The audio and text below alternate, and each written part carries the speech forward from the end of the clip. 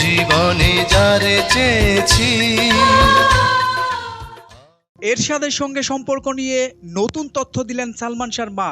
দেশের সিনেমাঙ্গনের অন্যতম নক্ষত্র সালমান শাহ মাত্র ৩.৫ বছরের ক্যারিয়ারে ২৭টি সিনেমা দিয়ে সুপারস্টার তকমা পান তিনি। দেশের গণ্ডি পেরিয়ে বিদেশেও তৈরি হয় নায়কের ফ্যান বেজ। ৯০-এর দশকের ডালিউড ফিল্ম ইন্ডাস্ট্রির সবচেয়ে বড় তারকা হয়ে ওঠেন সালমান শাহ। তবে তার সাফল্যের সেই যাত্রা বেশি দিন স্থায়ী হয়নি। মাত্র ২৫ বছর বয়সে ১৯৯৬ সালের ৬ সেপ্টেম্বর রহস্যজনক মৃত্যু হয় এই নায়কের, যেই মৃত্যু নিয়ে এখনও রয়েছে নানা প্রশ্ন ও রহস্য। মৃত্যুর ২৮ বছর পরেও ভক্তদের কাছে সালমান শাহর ওপারে পাড়ি জমানোর কারণ স্পষ্ট হয়নি।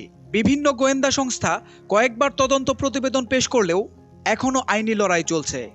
তবে শুরু থেকেই সালমান শাহর মা নীলা চৌধুরী দাবি করে আসছেন তার ছেলে হত্যাকাণ্ডের শিকার হয়েছে, তিনি আত্মহত্যা করেননি।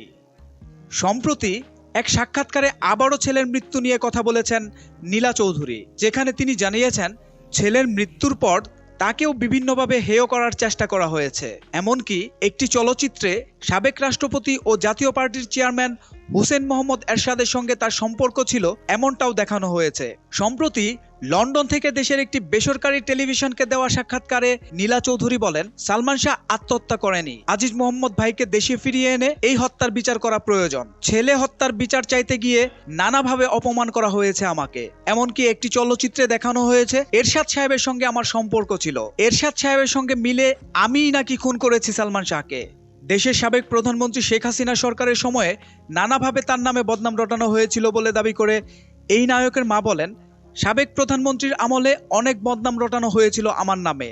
এরশাদ সাহেব জেল থেকে বের হওয়ার পর আমার বাসায় আসেন, কিন্তু আমি শুরুতে ওনাকে আমার বাসায় আসতে দেইনি। পরে উনি টেলিফোনে আমাকে বলেন, তোমার ছেলে যদি দরজায় এভাবে দাঁড়িয়ে থাকতো তাহলে কি ফিরিয়ে দিতে?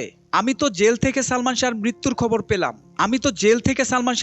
খবর পেলাম। এরপর আমার স্বামী গিয়ে দরজা খুলে দিল। এভাবে আমাদের বাসায় ওনার আসা যাওয়া শুরু হয়। এরশাদ সাহেব আমাকে তার মায়ের সঙ্গে তুলনা করতেন।